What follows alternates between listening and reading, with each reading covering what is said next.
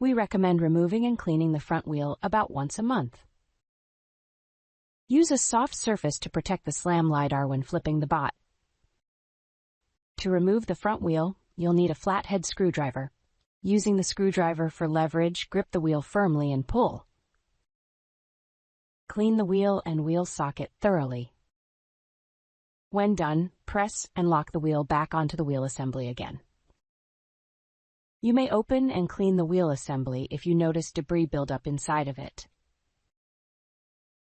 To do so, first remove the front wheel using a flathead screwdriver. Once the front wheel is popped out, unscrew the wheel assembly. Spin the base and remove the screw on the opposite side of the wheel assembly. Use the screwdriver to pry out the wheel assembly. Clean the wheel, wheel assembly, and wheel socket thoroughly. When done, place the assembly back into the bot and replace both screws. Press and lock the wheel back onto the wheel assembly again. If you need further assistance, don't hesitate to reach out to our helpful support team.